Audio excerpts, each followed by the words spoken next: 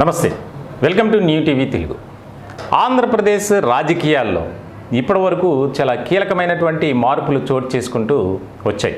మనం చూసాం ఎలాంటి పరిణామాలు జరిగాయి. ఇలాంటి సందర్భంలో చాలా ముఖ్యమైనటువంటి ఒక అంశం త్వరలోనే జరగబోతుంది. అదే ఆంధ్రప్రదేశ్ రాజకీయాలకు సంబంధించి ముఖ్యంగా జరిగినటువంటి ఎన్నికలు, ఆ ఫలితాలు త్వరలోనే రాబోతున్నాయి. ఇలాంటి సందర్భంలో ఆంధ్రప్రదేశ్లో విజేత ఏ పార్టీ అనే దాని మీద సర్వత్రా ఒక ఆసక్తికరమైనటువంటి చర్చ జరుగుతుంది. ప్రధానంగా రాజకీయ వర్గాల్లో ఒక రకమైనటువంటి చర్చ, అలాగే ఆయా రాజకీయ పార్టీలకు సంబంధించినటువంటి నేతల్లో మరో రకమైనటువంటి చర్చ జరుగుతుంది. ఇక్కడ ప్రధానంగా 2019 ఎన్నికలను పోలిస్తే చాలా అనూహ్యమైనటువంటి మార్పులు చోటు చేసుకున్నాయి. గత ఎన్నికల కంటే 2% పోలింగ్ పర్సెంటేజ్ కూడా పెరిగింది. ఇటువంటి సందర్భంలో చాలా ముఖ్యమైనటువంటి చర్చ ఏంటంటే, ఈసారి ఖచ్చితంగా వైఎస్ఆర్సీపీ మళ్ళీ ఘన విజయం సాధించబోతుంది, రెండోసారి అధికారంలోకి రాబోతుంది, ముఖ్యమంత్రిగా జగన్మోహన్ రెడ్డి ప్రమాణ స్వీకారం చేయబోతున్నారు అనేది వైఎస్ఆర్సీపీ వర్గాల్లో చర్చ జరుగుతుంది. ఇలాంటి సందర్భంలో కూటమి తరపున కూడా ఒక ఆసక్తికరమైనటువంటి చర్చే జరుగుతుంది. ఎలా అయినా సరే మేమే అధికారంలోకి రాబోతున్నాం. దానికి ముఖ్యమైనటువంటి కారణం, గత 5 ఏళ్లలో వైఎస్ఆర్సీపీ సర్కార్ ఏ రకమైనటువంటి పథకాలను ప్రవేశపెట్టింది, ఎలాంటి అభివృద్ధి కార్యక్రమాలు చేసిందో ప్రజలందరికీ తెలుసు.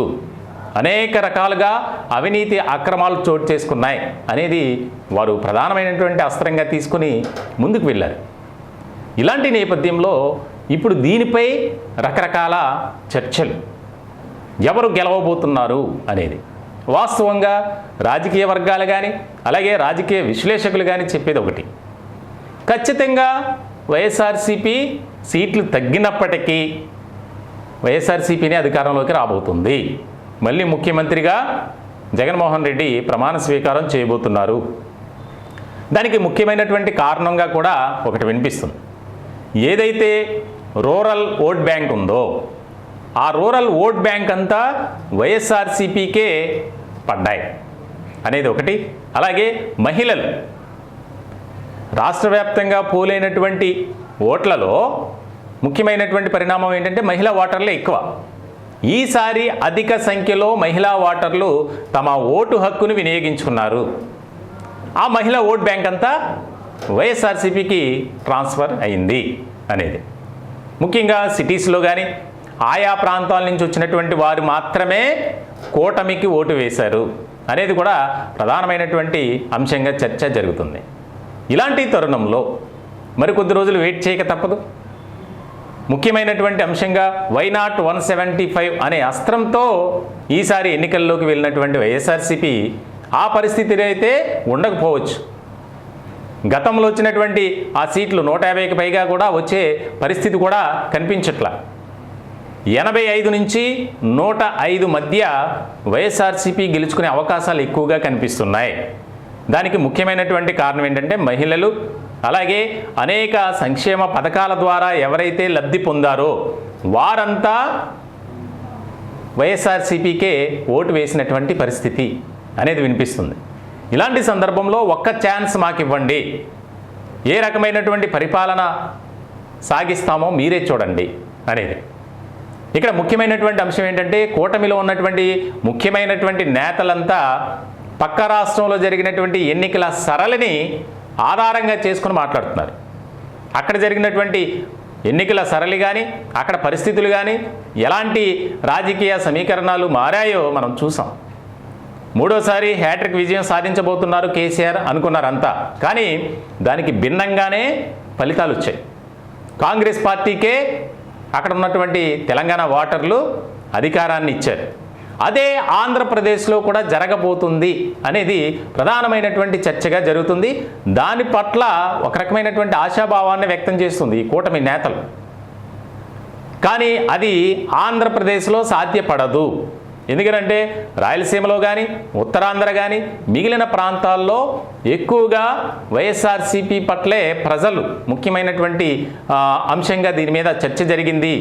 ఎందుకంటే రెండోసారి అవకాశం ఇస్తే ఆ పథకాలు కొనసాగుతాయి, లేదంటే కూటమికి అధికారం వస్తే గనక దానికి సంబంధించి పథకాలన్నీ ఆపేస్తారు, ఇవి అమలు అవుతాయో లేదో తెలియదు అనేది ఒక అస్త్రంగా సైలెంట్ ఫీచర్ కింద ఈ యొక్క వైఎస్ఆర్సీపీ నేతలు ఆయా నియోజకవర్గాల్లో తీసుకువెళ్ళారు. ఇది కూడా ప్రధానమైనటువంటి వైఎస్ఆర్సీపీకి అనుకూలంగా మారేటువంటి అంశంగా మనం చెప్పాలి. ఇలాంటి సందర్భంలో త్వరలో జరగబోయే యొక్క కౌంటింగ్ సంబంధించి అందరూ ఎంతో ఉత్కంఠతో చూస్తున్నారు. కోట్లలో బెట్టింగ్, ఎవరు గెలుస్తారు, ఇక్కడ ప్రధానమైనటువంటి అభ్యర్థులు కొంతమంది ఉన్నారు, వారి విజయం ఇప్పుడు కంపల్సరీ నీడ్ అయిపోయింది. ఉదాహరణకు పిఠాపురం నియోజకవర్గానికి సంబంధించి పవన్ కళ్యాణ్, ఆయన ఈసారి గెలవకపోతే ఆయన పొలిటికల్ కెరీర్కి ఒక రకమైనటువంటి మచ్చ, ఇంకా బ్రేక్ పడినట్లే అనేది కూడా రాజకీయ వర్గాల్లో ఎక్కువగా చర్చ వినిపిస్తుంది. ఇట్లాంటి తరుణంలో ఇదొక ముఖ్యమైనటువంటి పరిణామంగా మారింది. ఎవరు గెలవబోతున్నారు, ఆశావాహులు ముఖ్యంగా పోటీ చేసినటువంటి వారు, అలాగే ఆయా పార్టీలకు సంబంధించి ముఖ్యమైనటువంటి నేతలు కూడా తమ పార్టీ అభ్యర్థుల విజయంపై ధీమా వ్యక్తం చేస్తున్నటువంటి పరిస్థితి. కానీ రాజకీయ వర్గాల్లో కానీ మారుతున్నటువంటి సమీకరణాలు కానీ జరుగుతున్నటువంటి చర్చని బట్టి మనం చెప్తే గనక ఆ పరిస్థితులు అయితే ఎక్కడా కూడా కనిపించట్లేదు అనేది బాగా వినిపిస్తుంది. ఇలాంటి సందర్భంలో బెట్టింగ్ రాయిలు రెచ్చిపోతున్నారు, ముఖ్యమైనటువంటి అంశంగా దీనిపై చర్చ జరుగుతుంది. అలాగే రాష్ట్రంలో హింసాత్మక ఘటనలు, అనేక రకాలుగా దాడులు ఇవన్నీ జరుగుతున్నాయి.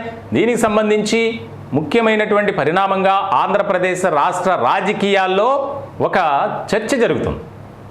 ఖచ్చితంగా కూటమి అభ్యర్థులు ఓవర్ కాన్ఫిడెన్స్తోనే ఉన్నారు, ఆ పరిస్థితులు అయితే ఎక్కడా లేవు, మళ్ళీ అధికారంలోకి వచ్చేది వైఎస్ఆర్సీపీనే అనేది ప్రధానంగా వినిపిస్తుంది.